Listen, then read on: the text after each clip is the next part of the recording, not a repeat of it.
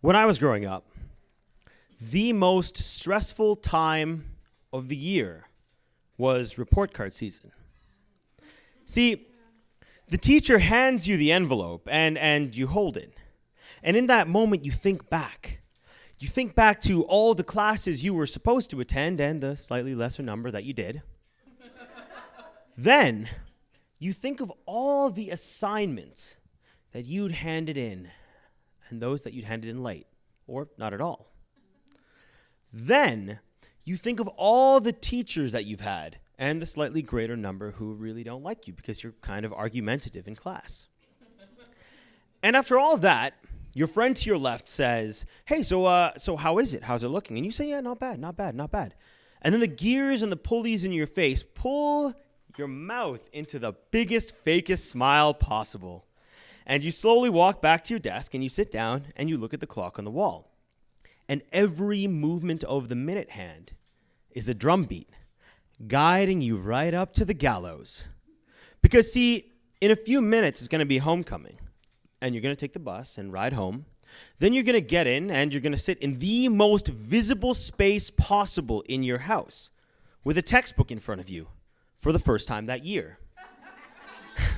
And you're going to wait for the slow turn of the key in the lock of the front door to signify that, oh yes, your parents are home. Now, don't get me wrong. I was not a bad student. I would actually say I'm pretty good. I would put myself as a solid B. But unfortunately, in my household, a B, or God forbid, a B minus, was not acceptable. Bringing home an 80% was where's the other 20? And this led to many, many arguments in the Waja household. Now, what I'm describing here are fairly minor problems as it comes to like familial disputes. But they change you. They change your perception of your value, of who you are, and your metric for success. For me, what this meant was that my measure of success was winning or nothing. If you weren't first, if you weren't top of your class, if you were second, you were the first loser. If you got 90%, that 90%, the metric was not, I did like 90% of things right. It's, I did 10% of things wrong. What this engendered within me was a competitiveness, a sense that everything was about the win. And it fundamentally changed my perspective when it came to all aspects of my life, not just academia, but sports as well. Not just sports, but board games and video games. Call of Duty, you don't want to see me play Call of Duty, right? And then even card games, President or Euchre at lunchtime, I had to win. Now, where this came to a head was in my first year out of high school into university, taking chemical engineering at the University of Toronto. Now, me and chemical engineering, me and U of T, we had a love-hate relationship. I moved from a small city called North Bay, and so I love Toronto. I love the people. As Brandon knows, I love the parties. But what I hated was the program. Every minute of work I had to do towards my degree at chemical engineering, I actively despised. I hated it with a passion, which meant I fell into this cycle of avoidance. I avoided doing my work because it made me feel bummed out, depressed, sad. And so I went out. And then exam time came round, and I did poorly, which meant that I was not just second, I was last, which made me feel even worse. And so I avoided thinking about my degree. I avoided thinking about school. I avoided doing any sort of work whatsoever. And at the end of only one semester at U of T, I flunked out. I flunked out like spectacularly. I mean, all of my friends made it. It was stunning. It was stunning how badly I flunked out of this program. And in that moment, it hit me. A sense of absolute loss, of being in that moment, at that, the ripe young age of 17, rock bottom. And it affected me in two ways, one internally and one externally. Externally was pretty straightforward. It fundamentally fractured my relationship with my family. If you think getting a B was bad, like failing out of university was unheard of, that was not a thing. Being sent packing from a city back to your hometown, that was something that had never been done by a Waja before. And I felt that. I felt that every single day that I went home. To call my house tumultuous would be an understatement in my relationship between myself and my family. Internally, my confidence was shattered. You see, growing up, I was never, particularly good at sports or particularly good looking, which meant that in high school, the only thing I had to my name was to be the king of the nerds. So my intellect was the thing that drove me. It was the thing that gave me confidence. But with this failure out of engineering, my entire sense of self-worth, my entire being was undermined, was in my own eyes called into question.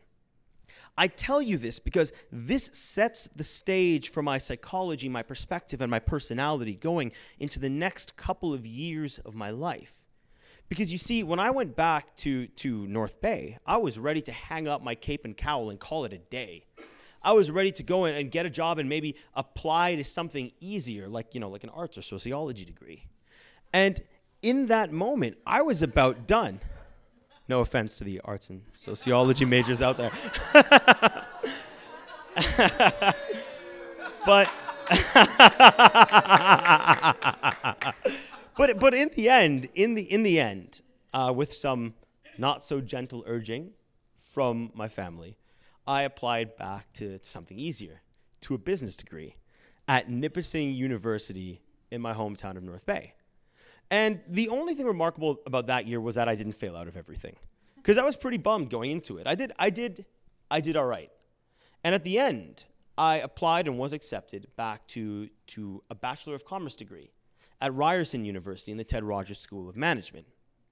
My first year there was a year lived in isolation, because I was so afraid of being sent packing at the end of it all that I didn't want to engage with anyone. I didn't make any new friends. I didn't connect with any other human being. I didn't take advantage of student life. I didn't even go to Frosh Week, the admissions and inaugural week of the university, because I was so afraid that any of that would distract me. Any enjoyment of life beyond going to school, doing my work, going to class, and going home would be a distraction and would result in me failing out once again. In fact, when I look back at my life, what I consider the beginning, the formative years of my university career starts in my second year, because that's when I discovered the world of debate. Now, for any of the speakers out there, if I could recommend one thing to help anyone become a better speaker, it's debate, because debate is awesome. In debate, you have a team and you have two sides, and you're both given a resolution. And that resolution can range from anything from, economic to social in nature. As a business student, I mostly got business resolutions. And what I mean by that is you'll get a slip of paper saying something like, this house would recommend that there be no legislative imposition on any company to have environmental standards. Now, your response should be obvious. Of course, everyone should have environmental standards. But the cool thing about debate is that it's not about the facts per se, it's about the salience of your argument. So you then have a short period of time to put together, based on your knowledge and experience, no computers, no books, you have that time to put together information to allow you to be able to interact with that problem. And I love this. I'd always been a talker, but this was my first experience being a speaker. My first year in this scene was exciting. It was my first time getting out of the world of just academia to begin to engage with the world around me, to begin to engage with student life. And we did surprisingly well. In our first year, we made it all the way to the finals in a competition called the Jeu de Commerce Central Debate. We made it all the way to the finals against the reigning champions, Wilfrid Laurier University. But in the end, we lost. And for me, that in a very real way brought me all the way back to my first year in chemical engineering. I put months, weeknights, weekends into this experience, but in the end, I felt like an absolute failure. Not because I'd failed out of the university, I was fine, but because I'd lost at this thing. And I'd put it at such a high pedestal within my mind that it was everything in that moment.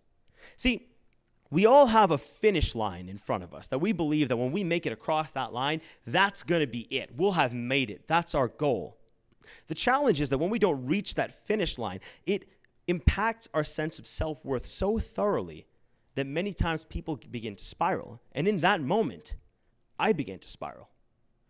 After that experience, I felt that I had wasted my time. I had wasted my year.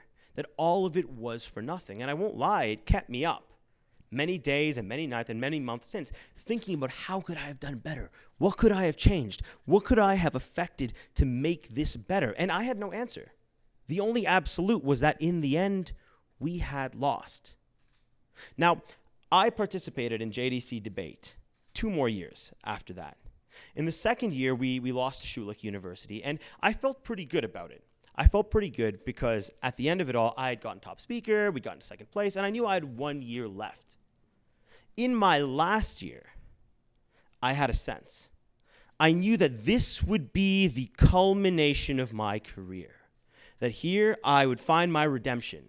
I would have my crowning achievement as the one guy who brought debate, the first place debate position back to JDC Ryerson. And we went through it. We got all the way to the finals once again.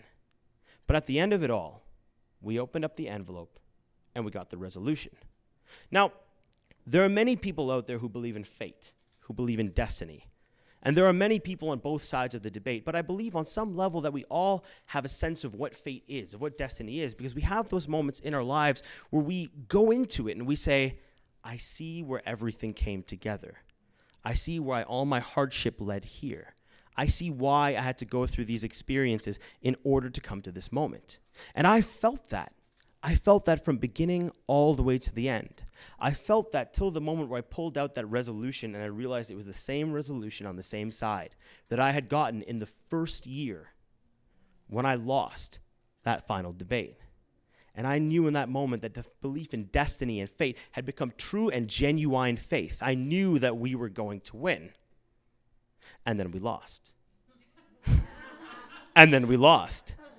I remember the moment the announcement came, I just undid my tie. I walked up and I accepted the award with everyone else. And after that moment, I walked off the stage. I walked out of the auditorium, and it was winter at the time. And I drove my fist into the ice bank next to the building. And in that moment, I felt right back where I was in engineering. I felt that my entire degree, every experience up till now had been useless, a complete waste of time. And then I realized I was being ridiculous. I had 5 years at this university. I had multiple successes. I had made some of the best friends who are still my best friends in my life. And I realized that this behavior was bananas. That I was standing out there with this soaking wet side of my suit. And I was like, wow. In the end, we all put these things around us on a pedestal, and we recognize that these are the things that make us feel worthy, that make us feel like this is our moment. The challenge is recognizing that sometimes we lose. You can't win them all, and that's okay. Because at the end of the day, it is not just the net result that determines your self-worth, who you are. It wasn't the net result of getting second place once again that made me feel like I was worth something. It was all of the experiences, the people you've affected, and the cumulative successes that led you there. That was, in a very real way, my epiphany. You can't win them all, and that's okay. Thank you.